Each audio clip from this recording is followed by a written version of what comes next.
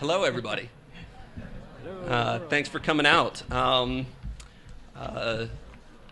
This session is on sustainable cities for the future. I am Jay Orfield, Columbia Business School class of 2008.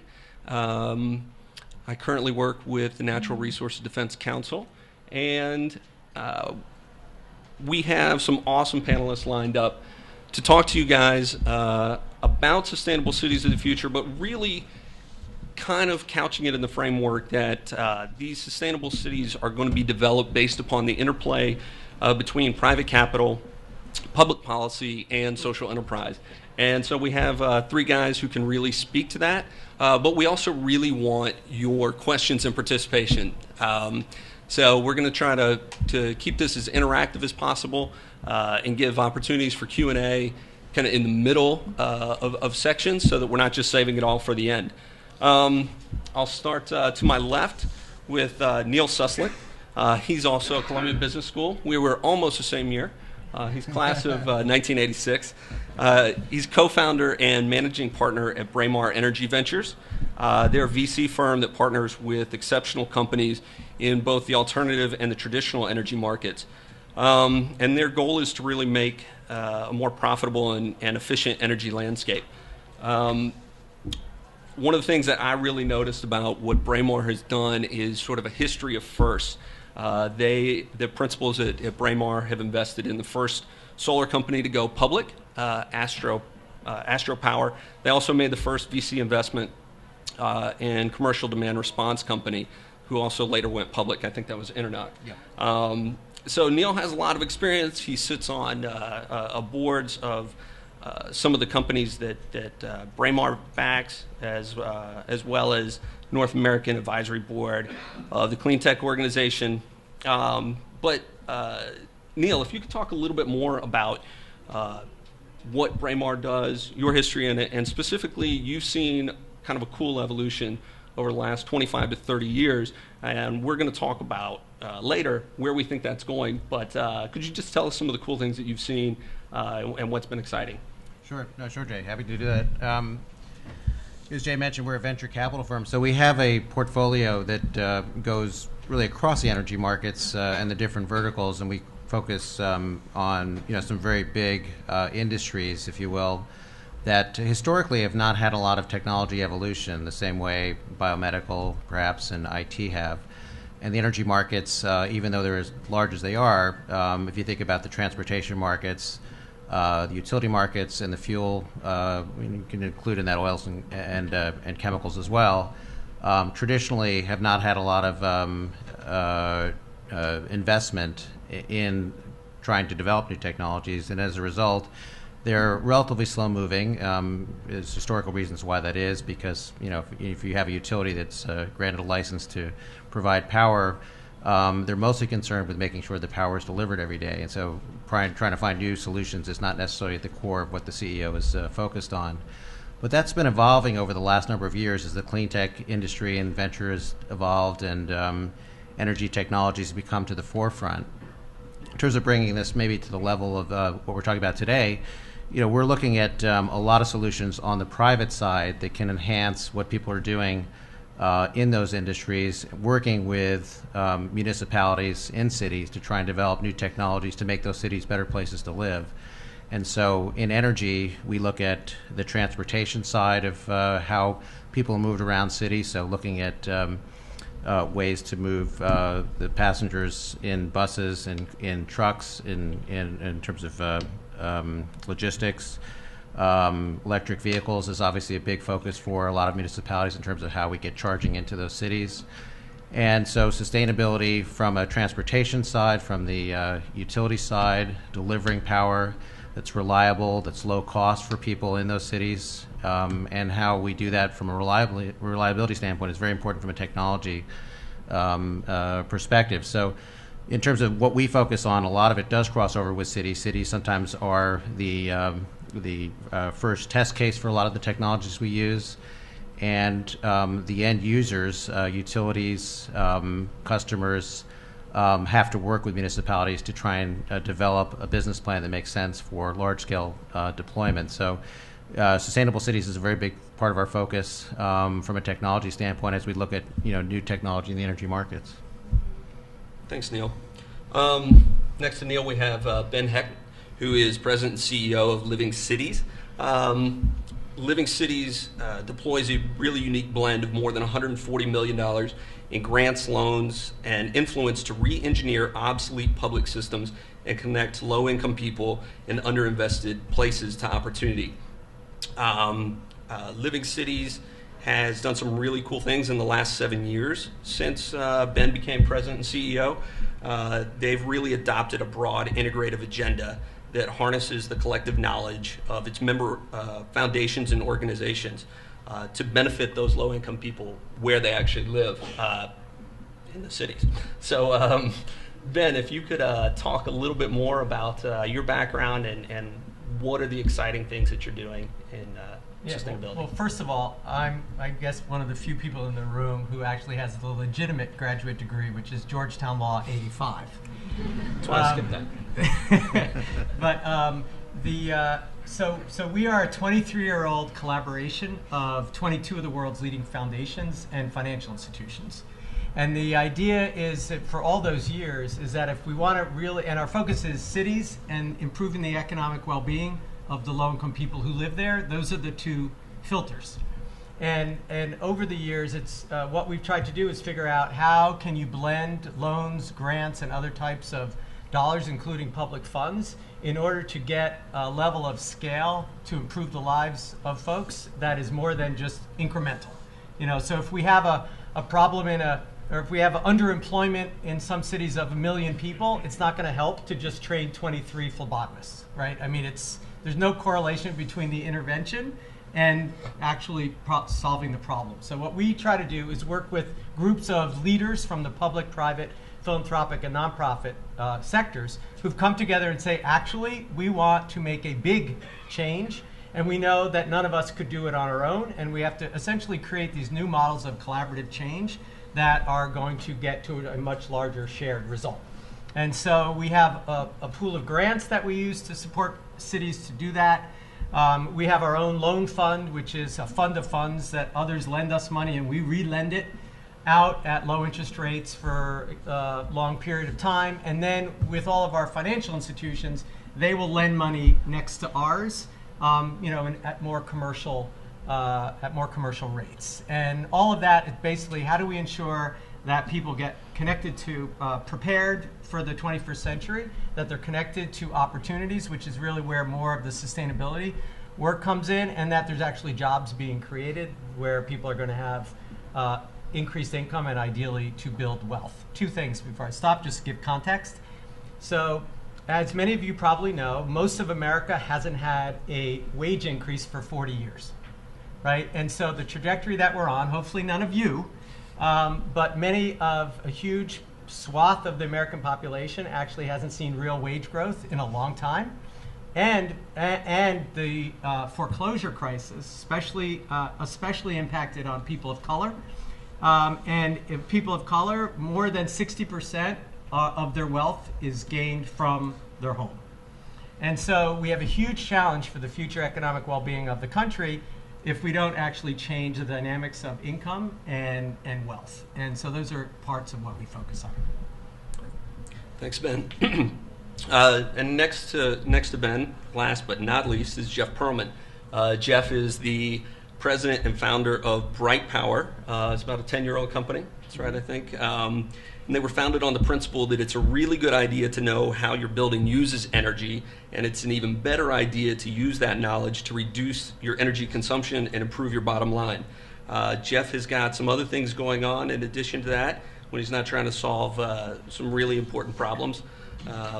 For building owners, he's also president and co-founder of Energy Scorecards, which is a subsidiary that does energy benchmarking and energy management software for building portfolios. One of my favorite things about Jeff's bio is that it says that he is as happy in a boiler room or on a rooftop as he is in a corporate boardroom. And as a former engineer myself, I thought that's really cool. And then I thought maybe he doesn't like being in corporate boardrooms. So if you could dispel that notion first of all and tell us a little bit more about yourself and Bright Power. Thanks, guys. So as Jay said, I started Bright Power 10 years ago. I was 25, and I was deciding whether I should go to grad school or start a company, and I started a company and didn't look back.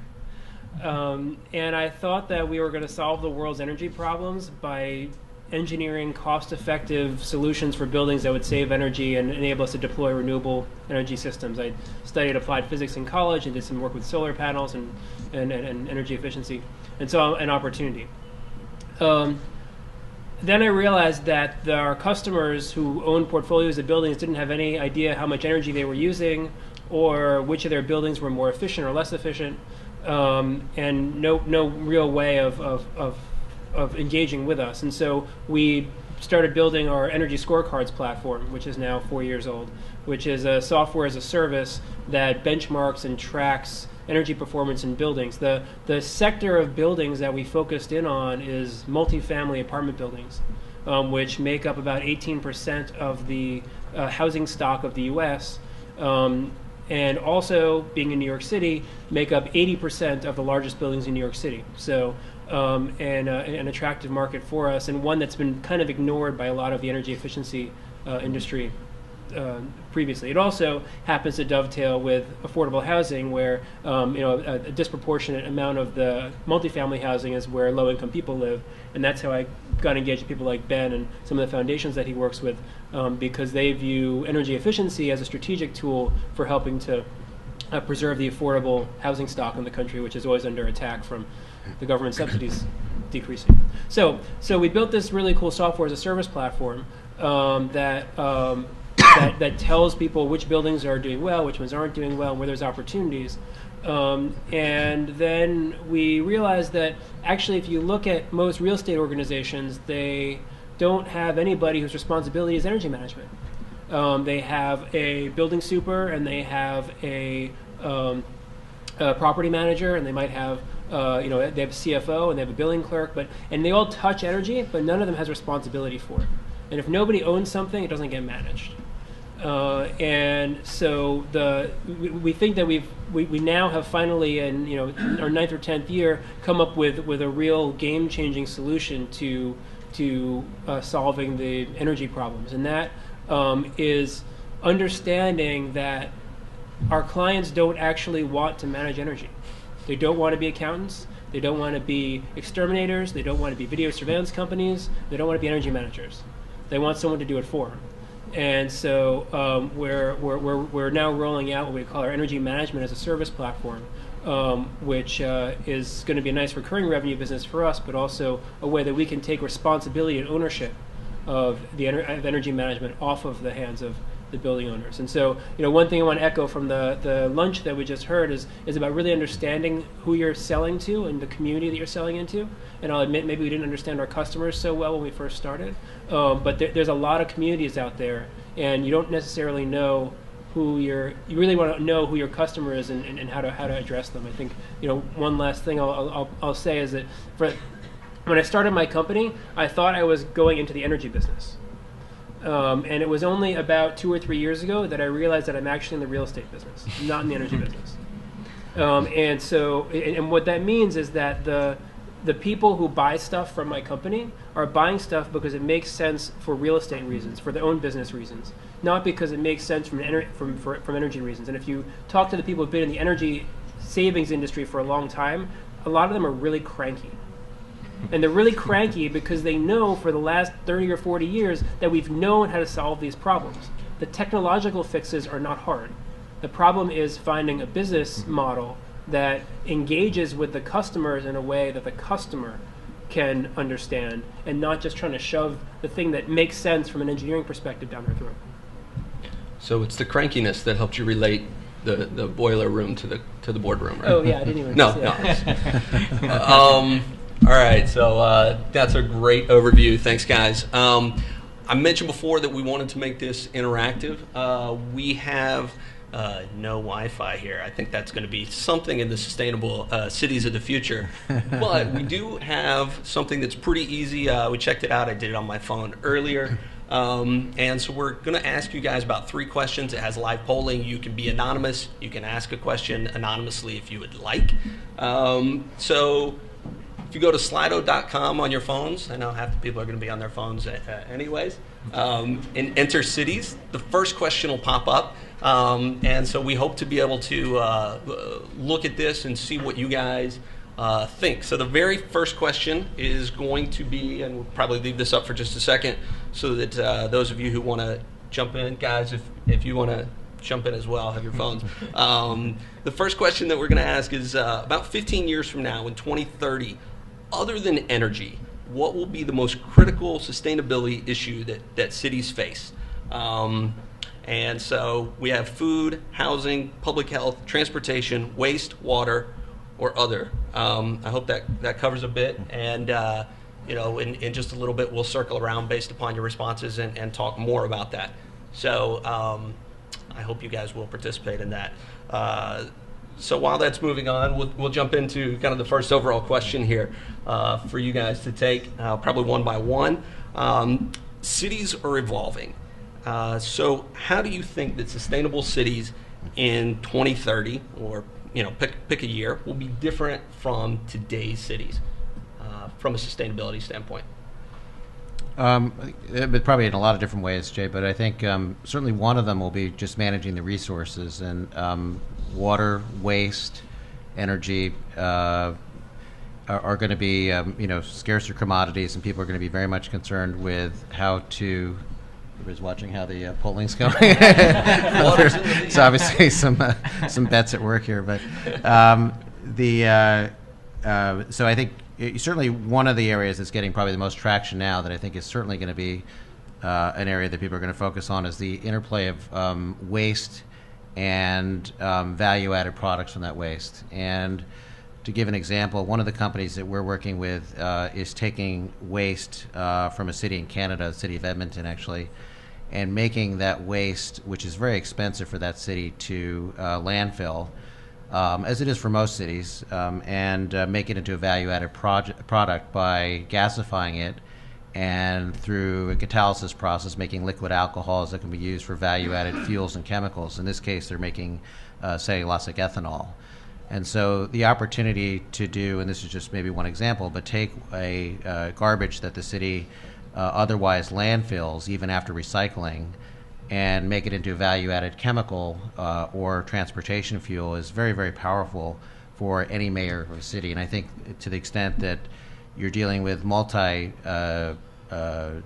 problems, that one can solve with perhaps one technology, it's a win-win on several fronts. And so here we're taking waste, which is expensive, and on a lot of levels, and making it into something that's value-added. It's in this case, transportation fuels. It's very powerful. This city, just by way of example, through recycling and through this plant that makes cellulosic ethanol, diverts 90% of their waste away from landfills. So very, very powerful play. There's going to be a lot more there of plays that do sort of things like that to deal with the limited resources that a city has. So I think they have to focus on projects like this. Great. Ben? So I'd go with the other, which I think is an issue that people will either refer to as resilience, some think of it as climate change, but basically I think, if you just pay any attention to the news at all, most of the coastal cities, both here and around the world, are clearly already seeing the implications of the climate change, and one of the big issues in our view is in most of those places. Take New Orleans; it's the most obvious and most recent. It's the places that are the lowest are the places where the poorest people live. And it's true in India, it's true across the world. And I think that is a huge, huge challenge. I mean, you saw it even here in a couple of years ago with Sandy. And so I think that's one. And then I think the other one has to do with transportation. Everything from driverless cars to the emerging shared economy. That's everything from bicycles to cars and the like. I think those are two. They will be transformational. I'm glad you added another one because other is sitting there. No, I know. That's why I figured it was unfair to pick other. Oh, great. Well, so first, one thing that's not going to change that much in 30 years is the buildings that we have. because 80% of them are still going to be here, at least. Or rather, 80% of the buildings we'll have in 2030 are going to be the ones we have today. So, I think it's one interesting area where we kind of can see the future already. So we got to kind of fix what's going on over there. I think that well, I'm really glad I suggested water as one of the choices over here. It seems like that was the winner. And I do think, obviously, we're all sensitized to water now that's going on in the west of our country, but clean water supply is something that, look, we'll be able to get the more the wealthier countries will be able to get through it. We'll be able to find ways of, we can take seawater and turn it into fresh water and other things, but it's going to be a big challenge. I think that, as far as sort of the way that our cities are going to operate, I like what Ben was saying about the sharing economy. I think that we're going to see the ways in which people use space, both space and transportation, change a lot. I mean, I think that, Airbnb is just sort of an example, but I think that, examples of spaces that can be used, for different uses at different times of the day. I think we're going to see, in the same way with transportation, we're seeing shared transportation media. I think we're going to see different ways of sharing the spaces that we live in and work in, as well as we have to cram more people into the same places. And I also think along that shared thing, it'd be good if we could actually ask people in the audience that could vote on this, but I think we can't, right? We can't do it instantaneously. But sure, ask the question. Well, I'm not going to articulate it well, but can I do a yes or no? But what I want to articulate is, I think I see many of my employees who are your ages aren't actually interested in acquiring the same material, expensive houses, expensive cars, all those things that my generation did. And I think that if you don't obsess about consumption and ownership, then you're biased towards a shared economy. So my question really would be, how many folks in here actually really want the freaking car in the house? And or how many actually are, intellectually moving towards the less consumption-focused approach? Okay, so we'll do this anonymously. I won't look. Oh, I thought they could do it on that. Oh, I thought we'd get the truth if they could do it on that. that's great. Nastia, can we fire that up, or is that too much to ask for right now? We could do it later in the show. Yeah, later on. But I do think, assuming you answer politically correctly, then Jeff's onto something. Look, I've got 2 kids. We don't have a car. I'm a city bike member. We live in the city in a rented apartment. And most of our stuff we get from our friends after they've stopped using it. So, I mean, I think right. So you're either on the Vanguard or incredibly cheap. Yeah, right? It's one or the other. So,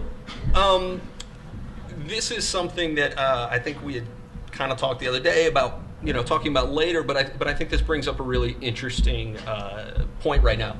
Whereas in New York, it is possible to have 2 children and not own a car. Right. If you live, we were talking earlier about Nashville, and Nashville's doing some stuff. They have some cool stuff going on with bike share, although they do find that bikes end up downtown late at night and they don't end up back in other places. If you don't live in a city like that, how soon are you going to be able to live like that in some of these other cities that aren't already congested like New York is? I don't know. I think in part that depends on how those cities view themselves and how they develop and how they do infill, right? I mean, a city like LA is obviously going to be a lot harder. A city like Minneapolis already has some covered, pathways for people to walk. They already have bike share. They already have, I know people there who don't own cars, and in Burlington, Vermont, I know people there who don't own cars. I mean, there are cities in other places that are smaller, but that are dense enough that you can make it work. And there's some really, I mean, I don't know, is it tomorrow? No, but I think there are some real. So technology, to get back to Neil's thing, technology actually can change a lot of that. Yeah. Because you can actually look at your phone and say, oh, I'm within 100 yards of a bike. Somebody is actually online telling me they're going to the same place I am, or they'll drop me off for $5. There's an emerging bunch of folks who are trying to figure out how could we do more real-time van service in places, off the traditional municipal transit thing, all basically driven by following social media about where people are, and trying to like organize a business, a sustainable business model that would actually allow you to take up the public transit. New York's not a good example, but in most places, even if they have a subway system, it covers 15% of the area. You know, the buses tend to cover 90%, but nobody wants to take a bus, right? It takes forever. It doesn't go where you want. And so there's a lot, that's a lot of people, 90% of people where there's a lot of money to be made there if you could figure it out and use social media and real-time, locational capabilities. So I think it actually is going to happen faster than we think. It's going to take some entrepreneurial spirit like the folks in the room. Okay, so you just talked about that, talking about transportation, talking about housing, shared economy. I think those are really interesting topics to discuss, the interplay between what we talked about earlier, private capital, public policy, and social enterprise, and the appropriate role for each.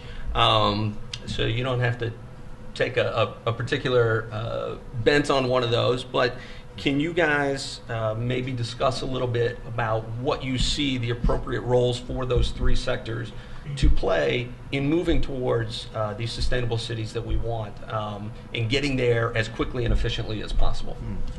Maybe I'll start. I think this has probably been one of the most debated areas if you look at the interplay between government and private capital. More maybe on the federal level in the last, say, 8 to 12 years or so, as clean energy policy, environmental policy, to the extent it was started and stopped, has tried to figure out how do you get technology into the market. And there's been a lot of dollars that were spent in government focused on putting money into companies. One could argue that's maybe my job.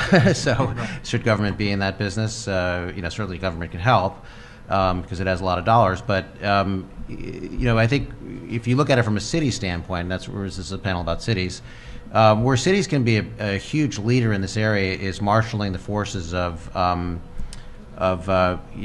being a first mover and using regulation to stimulate a type of activity that will encourage private capital, because private capital has to go into businesses that are going to be profitable and have sustainability that can allow you to get a return on that capital, because we're investing on behalf of pension funds and people are giving us dollars to make a return.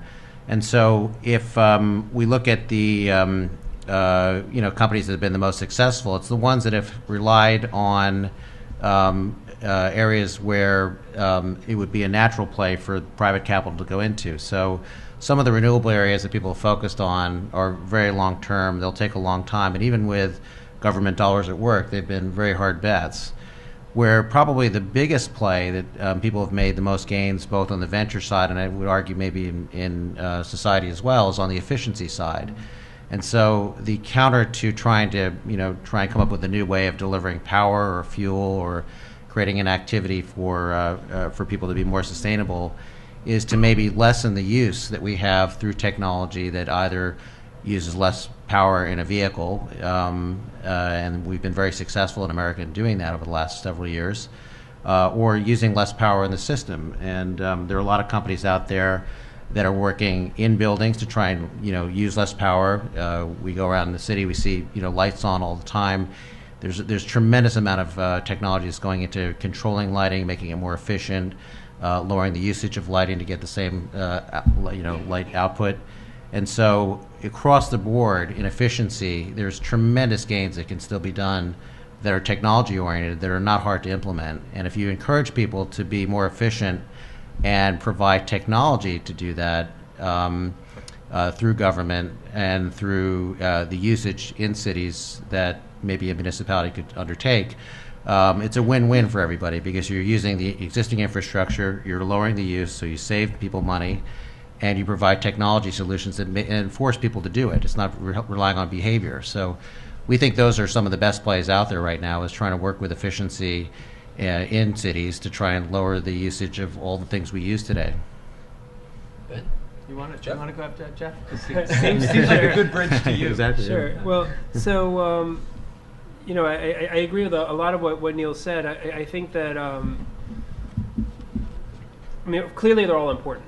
First of all, right? It's not like, if you choose to go into government, then like that's not important, and the private, or if you choose to be a capitalist, that's not important either. We because we are a social enterprise, we kind of sit in between, right? And so we need funding, and so I'm actually close to finishing a round of fundraising right now. I bootstrapped the business for 9 years, and then decided I was trying to raise some money and take it to the next level. So we recognize that what we do requires us to run a business that makes sense, that will return for our investors. The governments also have a critical role to play in helping to push the market along, to spur action. I think sometimes government gets a little confused about what its role is, and they start trying to create products, or they start trying to choose technologies. But the role that they really can do is set a baseline and say, we need to push society in this direction. So an example of that is what New York City has done. So those of you who have followed New York City's green buildings policies for the last close to 10 years now, I guess. Or 6 years or so. It's been really, really exciting to be a part of it. People say, "Oh, you started an energy efficiency company 10 years ago. You were really ahead of the curve." I guess I was ahead of the curve. I don't know. But now it seems like it's something that people are really talking about, especially since 2009, when Mayor Bloomberg passed the 4 laws that were known as the Greener, Greater Buildings laws. And a lot of them are around strengthening city codes, requiring buildings to report their energy usage, and requiring buildings to have companies like ours walk through them every 10 years and find opportunities for savings.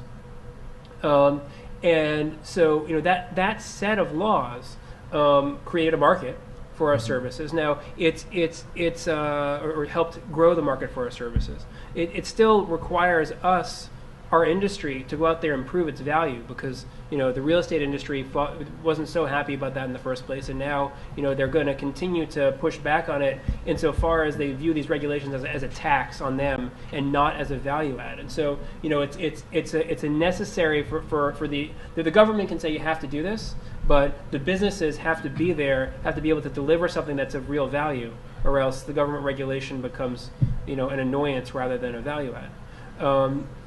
But by requiring that, and if every city required that buildings met certain performance standards, then you're not saying you have to choose technology A or technology B. You're saying the buildings need to get better, and we're going to require buildings to get better, and we're going to leave it to the market, to the venture capitalists to fund companies, and for those companies to figure out the best ways to deliver efficiencies or clean water or whatever the problem is into the market. And so, removing barriers to that innovation is really important. And sort of, entrenched utility monopolies can sometimes be in the way. But so government's role is to is to set the landscape so that companies like ours can bring our services to market, and there is a market for them. We need the capital to help fund it, and then we also should be good businesses to our communities. And so I view my company as a triple bottom line business, which means that we're trying to make a profit, we're also trying to do something right for the planet, and we're also trying to be good to our employees. And I think that many businesses in this space actually view themselves that way. I think sometimes what happens in this world is there's this false dichotomy. And basically, my view of it is, depending on the problem you're trying to solve, there's capital sets that help you to get there. And so there are some social problems that simply are never going to return a financial return that any investor is going to make money on. And you're not going to go to a venture capitalist, and they should never put their money into that, because they're never going to be able to achieve it. And then there are other things that actually, it's hard to argue that they were built for a social return. They're just purely to make money, and that's perfectly good too. That serves all kinds of other purposes, right? And that's the other extreme. And then there's all the crazy stuff in the middle, And so you have some enterprises that look kind of more like a purely grant, not possible to be funded with venture capital, but it might be a social enterprise, like maybe when you started. right? It's like he has this idea, maybe it'll make money, maybe there'll be a market, and you're like, well, maybe you could raise some money on the private sector, but it probably more along the lines of, well, philanthropy, looks for things like that might turn into something, but maybe actually would do something, a good social good on a scale. And then you have the folks in the middle with these emerging, B corporations, or these companies that want to do, the double, triple bottom line, these new forms of organization where you could actually, be a for-profit, but focus your profits on good, and then always. So it's a continuum, and I think what is the sooner you figure that out, I think we probably all have figured that out in our own professional lives. The sooner you figure it out, the more effective you can be at trying to achieve the end you want to achieve. And there's not any moral good or bad to it. It's just like, what's the tool that will help you actually get to where you want to go? Excellent. I think the philanthropy thing is interesting. I mean, as a private company that's supposedly a for-profit, and we'll turn a profit one day. I'm sure my investors. We do a bunch of work that is grant funded, and it's typically with nonprofits in conjunction with them. But because what we do is drive greater efficiencies, and because a lot of that is in low-income communities, there are philanthropies that want to help make those communities more sustainable. So it is a spectrum. Yeah. It's not a hard and fast rule on it. It is very interesting. Well, one thing about philanthropies, and maybe I'd be curious to get your thoughts on it, but one of the things that bugs me about philanthropies is that they have huge amounts of money. And the investing side of the house that is responsible for keeping the endowment, and the program side of the house that's responsible for funding programs don't talk to each other. Right. And so, on the one hand, they're making all these great programmatic grants and sometimes even programmatic investments, but less so, into things that they really care about. On the other hand, they're investing in ExxonMobil and every other bad company that you can think of.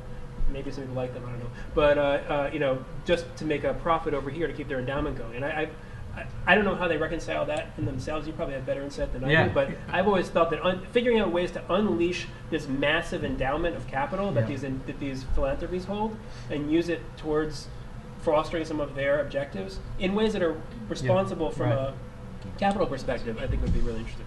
Yeah, I mean, that definitely is, but there's more conversation about that. I won't say action, but there's more conversation about that now than there has been in a very long time, and there's a handful of foundations, smaller ones, including the Heron Foundation here in New York, that is saying we want to use 100% of our assets to drive our mission. And they have a broad definition of what that means. It's not just necessarily investing, not looking at their endowment, but there are more and more of them. But oftentimes, the institutionally, the CEO of the foundation is actually the CEO over the programs and the grants, and then the chief investment officer is the CEO over the investments. Honestly, and what we're seeing is some of the modern CEOs saying, actually, I'm not going to take the job unless I actually have authority over both. But it is an early. It's not even close to being the norm yet. Well, this is really good. And in answer to your earlier question, Ben, we got 54% share. So real quick on the topic, stuff that you've heard so far, maybe take one or two questions from the audience real quick, just so that you don't have to hold these till the very end. We're going to talk some career stuff later, do some deeper dive on energy. But is there anything that you've heard so far that you want to ask one of these guys a question about? Thinking about the world in 2030 and sustainability, and I think about cities, I think infrastructure is an issue, but so are finances. City finances continue to struggle and run at deficits. I did some work in Chicago, and they continue to put off upgrades to the L, which is over 100 years old, pushing off funding. So what do you see in the future in terms of alternative sources of funding and management for some of these public goods? The question was around funding for cities, as far as their own, the public government budget. Do we want to have one or two of you guys take this? I'm happy to. I spent a fair amount of time on that. So it's so frustrating because we're still in, but we've been in the lowest interest rate environment in certainly my life. And it's the perfect time to be borrowing money to do that exact work and actually create jobs. It's one of the more stupid things this country has ever done or done in the last 100 years. And what's going to happen is we're going to do it. It's going to cost a whole lot more money, and everyone's going to have to pay more to do it when we ultimately do it.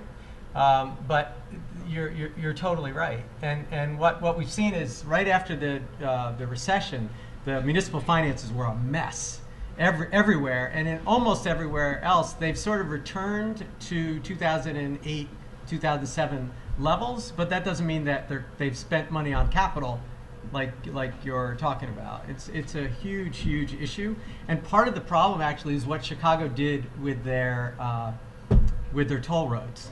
They screwed up public-private partnerships in the municipal sector for years to come because they so screwed it up. They did such a bad deal. And so, like, the word public-private partnerships in cities right now is still reeling from what they did. Thank you for that. And we'll take, there was one question there. Can we go back to that real quick that was submitted? It says there is a theme of information sharing from the panelists. Are there examples of a key piece of data that you guys wish you had in sort of making your decisions moving forward, I assume, if I can? I'm not sure I completely understand the question. Is it maybe somebody could expand on it. Is it a information that we want as a city, or is it for us personally as in our jobs? Does somebody want to, whoever asked that question? Now I'll never ask. If not, you can take it for yourself. I read it as for yourselves and for your companies, but well, I think certainly governments change, so that's probably one of the biggest challenges working with the government.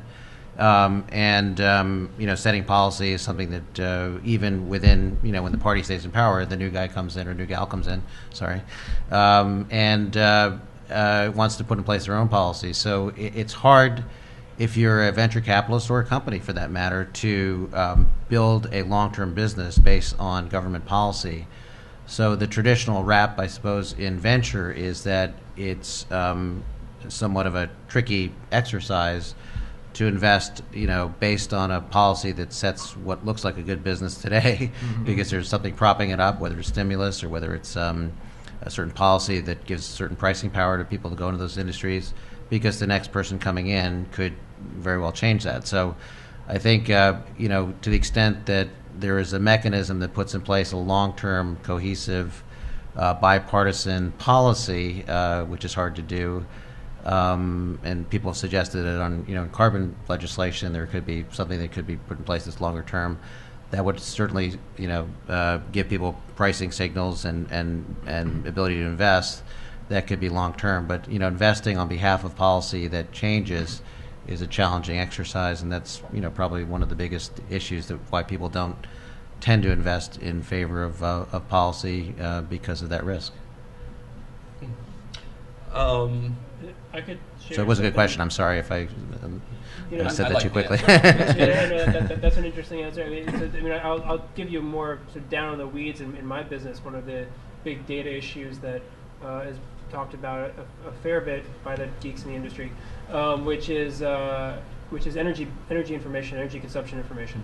One of the things that everybody inevitably who starts in my company and most people who start engaging with us don't realize is how hard it is to get energy usage information from utility companies. If you think about the fact there are thousands of utility companies across the country, and they all have their own methods for requesting data, and some of them you can do it online, and some of them you can't, and the government has tried to start setting some data standards but hasn't enforced them, and so there's no consistency around that. Consequently, any companies that are trying to do quantitative analysis of how much energy buildings are using end up spending a tremendous amount of resources figuring out how to gather data from many different utility companies in many different formats through many different processes. before they can even get to the point of doing any of the analysis. And it ends up, it's a huge resource drain. It's a barrier to entry in the business, I guess, but it's also a big resource drain across many companies. And there are definitely some government initiatives to try to standardize it, but I feel like this is one of those areas where the government can be somewhat misdirected in that they start trying to create tools and they start trying to create solutions where, so they might create a software that, people can put their data into, which is like very nice, but, the private companies can do that too. What government can do that nobody else can do is require utility companies across the country to report their energy usage in the same format. I can't do that as a private sector entity, but the government, which is, in this case, consists of many regulatory bodies in every state, so there's some complexity there, but governments have the ability to require information to be shared in really in constant ways, in standard ways, so that the private sector can innovate on that data. So. Okay. Question? I have a question on that. So the point solutions do exist in the private sector, but do you think cities are motivated enough to move fast, or they're still in their own traditional mode? What is your view on that? Are cities motivated to move quickly? Yeah. It's kind of a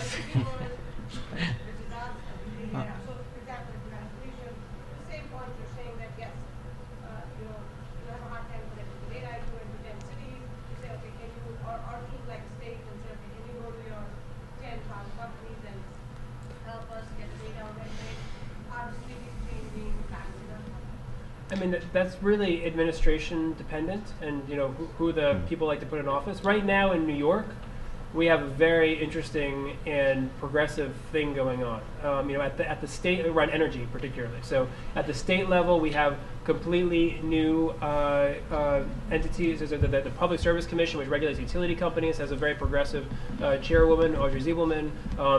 The state has an energy czar, is very progressive, Richard Kaufman. The city has a pretty progressive agenda around energy, particularly energy in buildings. It was just released by Mayor de Blasio, called One City Built to Last. And so there actually is a huge amount of desire to change the existing, somewhat calcified structures that are there. But it is very municipality and city-state dependent. And there's also these challenges where, in many places, they're reliant on a separate quasi-governmental entity like a Public Utilities Commission that actually doesn't report to the mayor. They may have their people appointed by the governor. The governor may hate the mayor. So there's a lot. And then there's institutions that don't want the data out there because they're able to kind of monopolize the marketplace because they're the only ones with the data. So, there's always a legacy. There's always legacy owners of data that don't want to give it up. All right, so I think that discussion on cities and sort of adoption works really well into something that we had kind of all talked about previously, which is how do we make sure that the successes are adopted by other cities? And I think, Neil, you said before, you talked about cities having the potential to be first movers and create these favorable market conditions. You talked before about the city in Canada, I believe, that was doing some really cool thing with taking waste and turning that into value-added resources. Can you, I don't know if it's speculate or talk about how do we make sure that the successes are replicated and the failures stop in a way that we can get this speed, which I think it's come up a couple times now. How fast can we make these changes happen? And maybe even talk about an example of another city that's doing something well. Well, yeah, I think this is a general topic that's come up on a couple questions. It's a good one. I think cities are at the forefront of maybe being more impactful in government because you're dealing with people on a day-to-day basis, and so the results can be seen right away. So a mayor who takes a certain policy can affect his constituencies, and in the city maybe it's even easier to marshal forces because people live close together to affect a certain policy that might promote a better activity more easily than it might be on a state level or certainly on a federal level. So I think cities really are at the forefront. There's a lot going on right now on the infrastructure side that's kind of interesting. I mean, there are people trying to figure out how to get within a city all this data points, and we're talking about data as well, of a video, of information on power. If we can understand a lot more about where power, how it's delivered, how it's used, where it's being used, and incorporate that into the system, we'll get lower prices for everybody because the efficiency gains will be quite large. And so, if one looks at all the infrastructure that goes into a city, and people are looking at plays in upgrading lighting that can allow you to now have sensors that can look and get data, that can allow you to have video to be able to see for in high security areas, like an airport, where you can actually get, within the infrastructure of upgrading lighting, some more intelligence, whether it's video, whether it's data, whether it's sensors. All this information that's being gathered can arguably be done by city, by municipality. And so, obviously, there's sensitivity, and usually when you speak on a college campus, there's a lot of sensitivity around collection of data and how it's used and how it's managed and who owns it. But there's a lot of power in that data that can be used to make everybody's life much better, whether it's safer, whether it's cheaper power, whether it's just more comfortable living all around. So that's good. I think it'd be one of the big topics coming up is how do you get all this information, who owns it, how can the city marshal the forces, because they're in control of a lot of the public areas, to be able to incorporate that into a live business. And so that's going to be a very interesting area, I think, coming up for people. Follow on for you real quick on that. If you find that cities are doing something innovative, and it's probably a bit of a trial, an experiment, and then those same tactics are replicated elsewhere, is that going to ease your mind in investing again, or are you still looking at the same problem when it goes to a new jurisdiction? That's a very good point, because that's the big trap, is that you do all this time, you sell the city of Boston, and then you've been successful, then you come down to New York, and there's a whole different process, there's a whole different way of selling.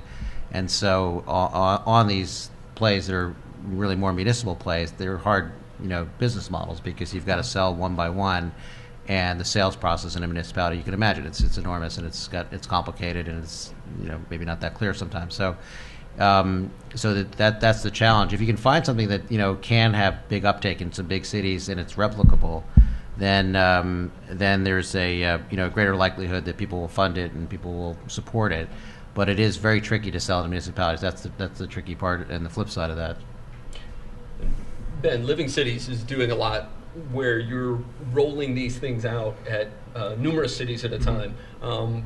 From your standpoint, how do you see these successes and the things that are going well being translated and carried on, maybe from economies of scale, or even things that are carrying on without you having to push it forward? Yeah, so about 7 years ago, we built this network at a related to a northern university outside of Boston, and their school of government, the Kennedy School, and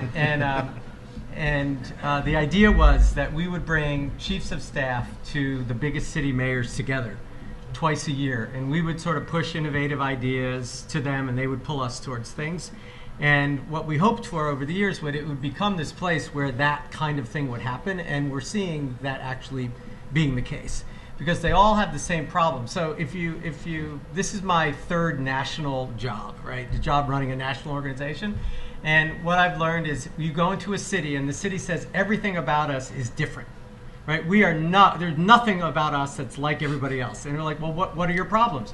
People are unemployed, they don't have health care, we have not enough transportation. You're like, okay, yeah, that's completely different than every other city. And so I think what's interesting about, progressive mayors, and I mean that, trying to solve problems, is not Republican or Democrat. The other thing I love about cities is actually political affiliation is irrelevant, right? Picking up garbage, it doesn't matter. You're a Republican, Democrat. There's rarely, if you pick up, maybe de Blasio is a little different. Sorry, the de Blasio person here, but most most mayors, if you go to their websites, they don't even tell you if they're a Democrat or a Republican. It's fascinating, and so because they're problem solvers. And that's why I like working in cities, because it's real, and they're like the rubber hits the road. And so these chiefs of staff are the funnels into the city, and then if there's an issue that they want to solve collectively, then they get the substantive person from public works, person from housing, or whatever it is. And this year, about a couple months ago, we launched the first of, we did a competition and 3 cities were selected to work on a problem together. And because what we've learned is when cities are working on in these cohorts, they help each other to adapt, strategies that looks promising. But then they also compete in a good way, because when we bring them together every 6 months, they don't want to look like they didn't make progress. And so we've really seen that there's a hunger for it, not everywhere, but there's a hunger for it, and that these ways of bringing them together actually helps to accelerate the change happen. Interesting. Jeff, you have anything to add to this? I think echoing some of what Neil said, the fact that our cities are kind of their own entities and they have their own regulatory authority, and they have, and the fact that we have this system where we have these local municipalities with actually a lot of control is really frustrating if you're trying to build a national organization. And at the same time, it also means that we can have innovation happen on the ground faster and in more ways than you can in, say, Europe, where generally you have sort of single, like a utility will regulate across the entire country, or things like that. And so, I think it's both. It can be frustrating sometimes to get to scale, which is nice to work in a city like New York, which is already kind of scale in and of itself. But it also presents the opportunity to try things out in different ways. I think bike share is a really interesting example where I was just in Denver. And Denver had bike share before New York, and they're kind of similar bikes, but they're a little bit different. And it's neat to see how different cities have adopted that thing. So it didn't roll it nationally, and so it's not as efficient. It's not all going to happen at the same time. But it's also, hopefully, by the time it gets to like the 100th city, it will be done really well, as opposed to being done kind of half-assed across cities. A friend of mine started the bike share program in Denver, so nice. I won't tell her. No, It's good. no, It's it's great. Absolutely. I thought this was an interesting question that came up, and I guess these 5 means that people favorited it, or something like that. I liked it. Any interpretation you want, I think, works. 5 is good. Big number. It says, is urban growth and development more sustainable than developing suburbs? And That's a slow-hanging curve right there. In yeah. But what I was kind of thinking was, and if it's okay, can we turn this around a little bit and say why the developing of the suburbs is not? Well, so first, something that's been, I find really interesting, is that it used to be whatever 30, 40 years ago, whatever, that everyone was trying to get out of cities, right? And so cities became the place where low-income people were stuck, and you saw a big transfer of wealth to the suburbs. And now we're seeing not in every city, but in the cities that are really thriving, that we're seeing this massive transfer of wealth back to cities, which now is also displacing the lower and middle income people maybe to the suburbs, which is kind of a weird flip of what was going on, and creating this interesting dynamic where we've got this really expensive real estate in cities that is now causing some real socioeconomic change. So on the one hand, yes, it's very efficient from a resource perspective for people to be densely located in cities. At the same time, some of the people who don't have the means to be able to stay in the center of the cities now have to move to places where they might have to have a car because they've got to commute to the city, which just sort of flips everything around. And so, I do think that maybe there's something for talking about maybe nearby suburbs and sort of responsible sort of on transportation development of suburbs, because the cities have become such a desirable place to live that we need to create places where people of less means but are no less important can have access to transportation and good quality of life. I'm just thinking about Ferguson, right? And the part of the challenge of Ferguson, aside from the sheer racism of the police force, is that suburbs, because so many people have had to move out of the suburbs out of the cities for those reasons, you basically went from a city that has all this infrastructure to deal with social issues. You have civic associations. You have, just like a whole, since the war on poverty, and the federal government spent billions on building capacity for communities to be able to, sort of have a voice. None of that exists in the suburbs. Zero. Right? Zero. And so all of the stuff you think about if you know New York or any big city, it literally doesn't exist. So there aren't community associations that are, come together to communicate with the police, and there aren't, boys and girls clubs that are there to deal with kids after school. There just isn't the urban infrastructure to deal with the change in diverse population. And so you have what you have in Ferguson, which is just an example of basically every major suburb in the United States, without a really simple solution, because you're not going to go back and reinvest, do a new community action agency act from the war on poverty and the Sergeant Shriver. It's not going to happen. And so then how are you going to build all this capacity in these communities where now you have all these folks? And it's a huge societal problem, and it's sustainable in a much broader way. Sustainable challenge in a much broader way. Yeah. You want to touch this one?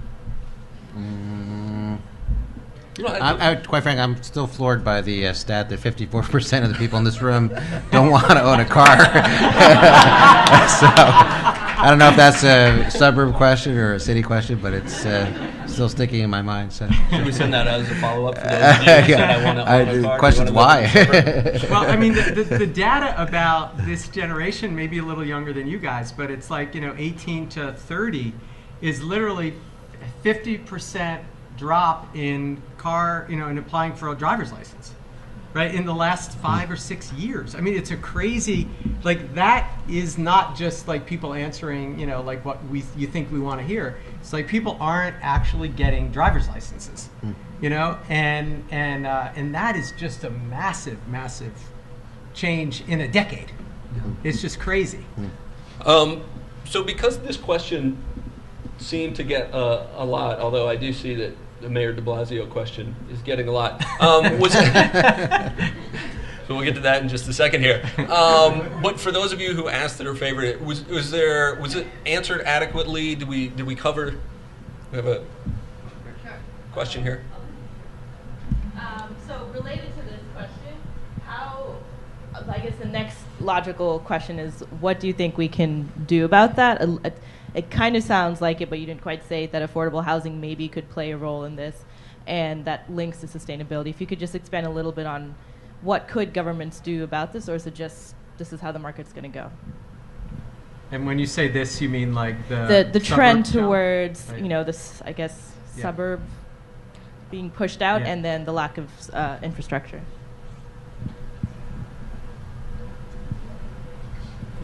All right. Yeah. So San Francisco maybe is the most extreme example.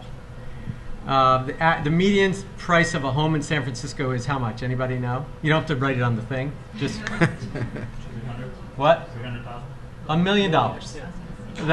The median price of a home in San Francisco is $1 million. That's close. Yeah. No, it's just like that sounds reasonable, right? It's like 3 times the average median in the rest of the country. It's $1 million. And so what you have basically is anybody of limited means essentially being priced out, forced out, all of that. And so what do? And I think it's 7 by 7 square miles by 7 square miles. It's crazy small. And so I think what you see is you taking a number of actions, and part of it is, okay, what is the public reaction, both through taxes? So they just passed a bond issuance. I forget how much it was, but a huge bond issuance to actually create green space, because they really don't have any green space. At the same time, they have a huge affordable housing problem. Where it's, well, where are you going to put the affordable housing if you now just pass the bond issue for the parks? And they're defining parks as the median strips between on the street. So I think that it's people. That is the issue of this next decade, is to figure that out, and to figure out what's the public will to pay for it. I love the specificity of David's question here, and obviously a lot of people do too. So if Mayor de Blasio asked you, Neil, would be the most important action he could take as mayor to make New York City more sustainable, what would you recommend? It's probably the transport issue, I think, in the near term. I think, trying to get more sustainable bus electric vehicles into the system, electric charging stations for electric vehicles, encouraging to the extent people drive, even though 40-something% of you don't want to own a car. I don't know. There is a huge portion of the population that needs a car to commute. So I think, that's probably in the near term. I think he can have, just thinking off the top of my head here, I'm sure that others can probably think of better solutions. But certainly that's something that we can marshal forces to try and reduce emissions, get people around the city much more easily. There's all sorts of solutions that people come in all the time into our office and tell us of different ways of moving people around the city, for large scale transport. That's going to have a big impact. Certainly big building regulation. If we can create more efficiency, I'm sure we can talk a little bit more about that. But that's certainly another area where there's tremendous loss in big buildings and cities and commercial real estate that a lot of people are trying to focus on. And if we can figure out regulation to encourage ways for that behavior to be done, whether it's through technology of reducing lighting, controlling lighting. This room here is like most rooms that you go into; it's overlit, and that's a very easy solution that people wouldn't really even notice if we tried to bring the lights down, despite the ones that we have the big spotlights on us. But things like that are just easy to implement and have a big impact. So transportation and building efficiency are probably the two biggest areas. And I mentioned 80% of the buildings that are going to exist in 2030 are already here. 2050, I think, are already here.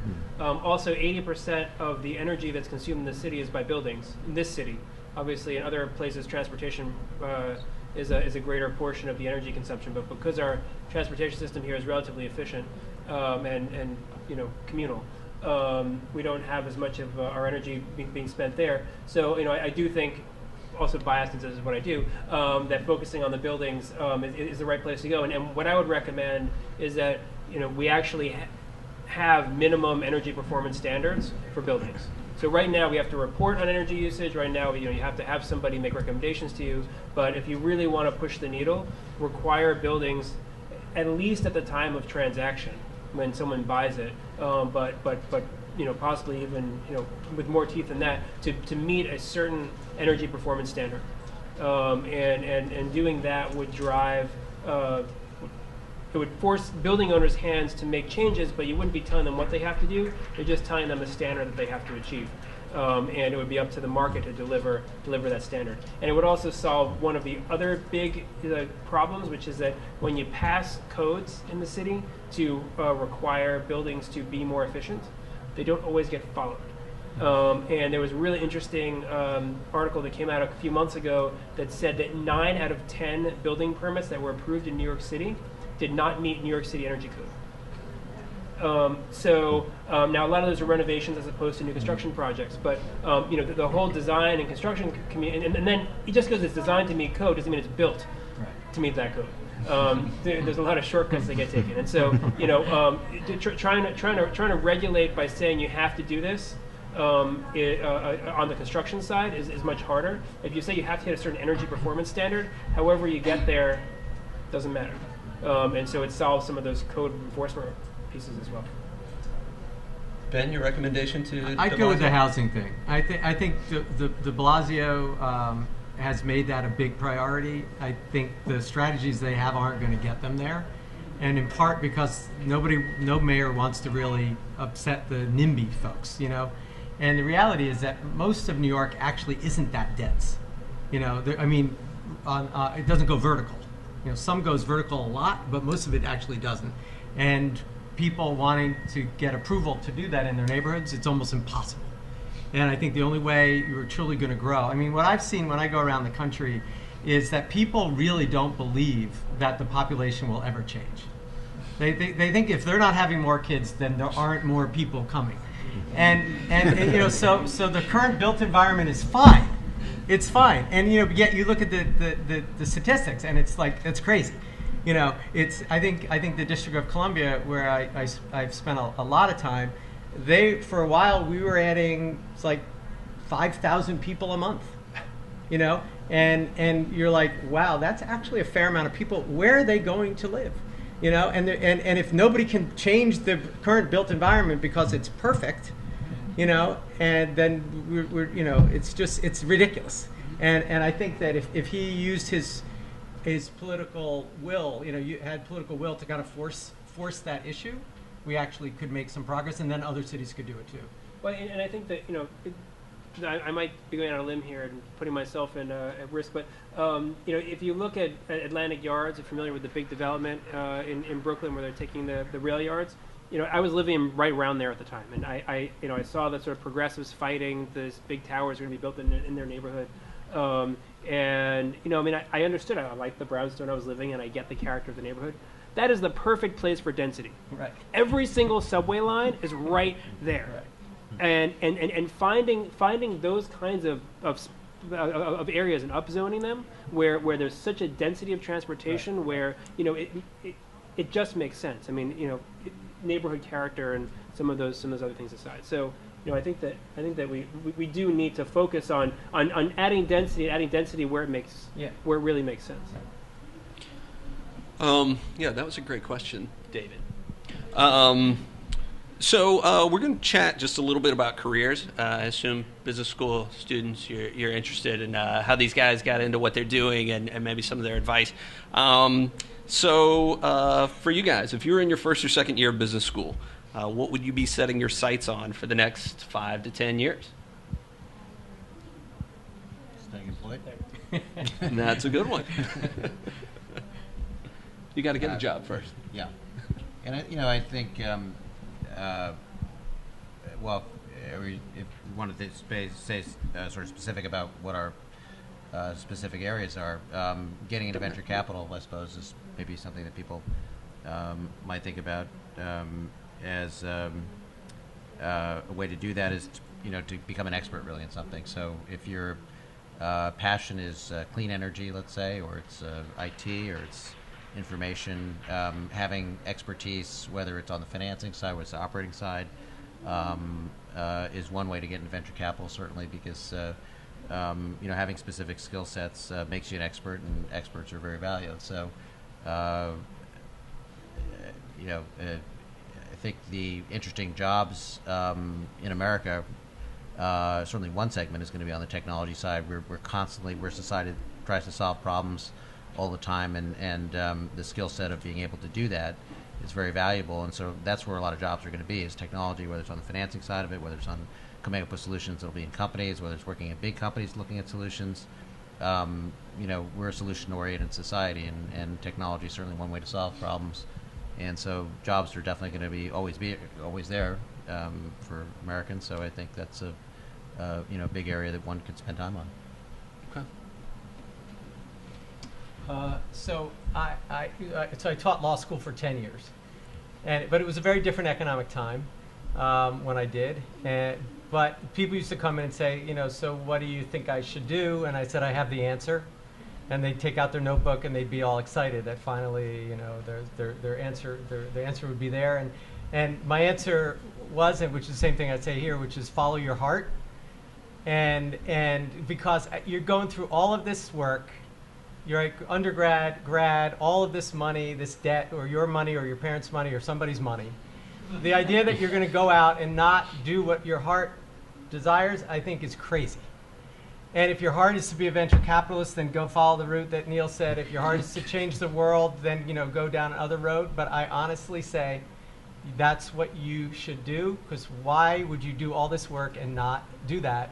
When I was teaching law, there was the American Bar Association had a magazine, a cover, that was a survey of all these lawyers, and the top two things on the cover were, number one, how many of you don't like your job? And it was like 80%. And then it was, and what's the biggest problem you have? And it's like, I work too many hours. And so I'm like, this is crazy, right? So you work in too many hours and you hate your job. What is the point? You know, and you are not, unfortunately, you know, kind of mid to low skilled, and your best job is working at, you know, McDonald's, and, you know, you don't have a lot of choice. And so I would say, follow your heart. But the other part is your heart will change over time. That's the other part. So I've had like 5 jobs. And because you kind of over time, you realize, actually I could take what I've learned over time and apply it in a very different way. There's risk taking involved in doing that.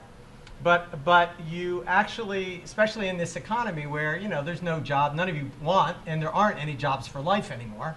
But I do think you say, all right, I'm making some choices now, and this is what I'm trying. I'm going to build up a set of skills and experiences, and then you have your eyes open for where you go next. But I fundamentally believe it may be the harder road to follow, because someone's always telling you, go do this, go do that. It's prestigious, it's this, it's that. It's ridiculous. Follow your heart. That the most prestige you'll ever really want is where you wake up in the morning and you say, I'm happy. And I'm doing what I want to do regardless of where it fits on the, making money, social change, or whatnot. You don't have to follow that if you don't want. Well, I get asked this question a lot. What should I do? So I basically had one job, and it's a pretty risky job. This is the job that I have right now. And it's getting less risky, I guess, over time. But I did some consulting before that, and I made the decision not to get any higher education beyond college. And I think times were different even 10 years ago, and that there was really there were less grad school options that would have prepared me for what I'm doing now. But when people come to me and say, what should I do? They often say, I really want to get into solar. What should I do? And my answer is usually, what do you like to do? Like not what industry do you want to be in, but what do you actually like to do on a day-to-day basis? How do you want to spend your time? Because in any of these industries that you want to get into, whether it's venture capital or social enterprise, more on the nonprofit side, or companies, we can use whatever skills you have. If you're a lawyer who now got an MBA, like some of those legal skills, there are lawyers who work with venture capitalists, and you spend time getting that degree. You've gone to business school, and you now have these business degrees, and we need those skills in any industry that you can think of. So it's not so much choosing, it's not so much how do I get into an industry. It's what kind of a job do I want to do? How do I want to spend my time? And then finding a job that fits those criteria in the kind of a company that you want to be in, or in the kind of business that you want to be in. But I really encourage people to think more about how they want to spend their time and trying to find a job that lines up with that, rather than sort of picking an industry and saying I'll do whatever.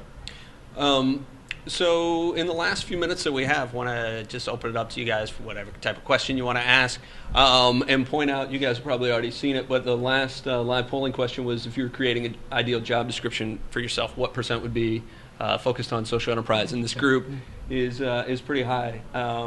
Most people over 50%. My math is correct there. A lot of people over 75. So that's kind of cool. Yeah. And again, not many people want to own cars, so I know you haven't forgotten. Yeah, I'm trying to calculate that one. So any questions for these guys, specifically, general? What's the largest impediment to getting cities to work together and collaborate and take ownership for the greater collective outside of their particular municipality? That's not what voters voted them to do. Honestly, so if there is something, I've never met a politician who said, I help, from one city saying, I'm running because I helped this other city to be able to do, right? No one cares about that. But I think the question, but if you can say we did this with them because it actually helped us much more than we were able if we did it ourselves, that works. Anyone else?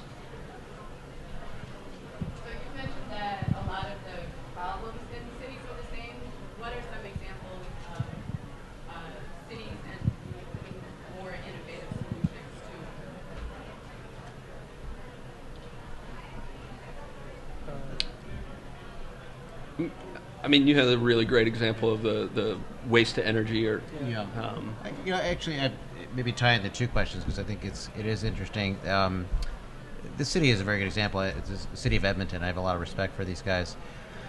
They actually have been able to take what they've done, which is really a showcase for taking waste and making a value-added product out of it and marketing that around the world. So they have a big map when you come into this, basically it's a landfill waste hauling facility where garbage trucks line up to come and deliver the city's waste. They have this giant map that shows people that have visited from all around the world. You see little dots on the map from all over the, up to Siberia down to Australia. And it's extraordinary the number of people that have come in to see this, largely because they are trying to market this solution as potentially a business opportunity for the people who built it in Edmonton as a solution that could be applied to other municipalities. So there is a way actually for a smart solution to be marketed by a city more directly than just having companies that work there do it. So I think it's probably an example of a city that's been able to take it one step further to show that there is a sustainable business, if you will, beyond just doing this one facility for the city, to be able to take it to places like China, where they are actually this week marketing it with the premier. So it's partly a PR exercise, but I think it's also an exercise that could produce real revenue for the city to make this sort of blend of commercial activity with a waste solution for a municipality. And to the extent that people can carry that kind of stuff off, it's very powerful. It's an interesting point that that cities can actually use some of their, like if they're an early adopter of a certain technology or of a new kind of regulation, use that to build expertise in that city, and then be able to create an industry in that city that can then be farmed out to other parts of the country. So, I mean, we see that a little bit with the energy benchmarking law. I mean, it's maybe a little more mundane than what you're asking about, but New York City was one of the first, and certainly the largest city to have adopted a law that requires buildings to report their energy usage every year. And one of the things that they didn't anticipate was that companies like mine were going to end up doing a lot of the reporting on behalf of building owners. And once they discovered that, and that there's a handful of companies that do the majority of the reporting. One of the things that we've realized as those companies is that as other cities pass these laws, as Minneapolis or Philadelphia or Seattle or other cities start passing those laws, we now have a platform and technology, Washington D.C., that we can now sell in other markets. And not that the city has necessarily promoted New York City as like the energy benchmarking capital of the world, but actually, maybe they should. Yeah. So there's actually, some people are terming it an urban services industry. And so, for example, Baltimore, Maryland is actually really good at managing emergency services, managing the ambulances and all that kind of stuff. That can be managed, not delivering the service, managing the service. And that can be delivered anywhere in the world. And so they're actually thinking about, could they outsource that to other cities anywhere in the world and actually be a revenue source? The other thing is that Mayor Menino, who just died yesterday, started this office to bring innovation to Boston called the Office of New Urban Mechanics. And that has now been, other cities now have offices of new urban mechanics following what they did. And they all work with each other to actually help kind of share the innovation. So it's definitely on the trend up. Well, and I think on that, we're going to end, but I wanted to thank all you guys for participating and coming out. I wanted to thank Diana, Albert, and Nastia for getting us on the same page and getting these questions moving along. I don't know that I managed all that really well. And especially to Neil, Ben, and Jeff. Give them a round of applause.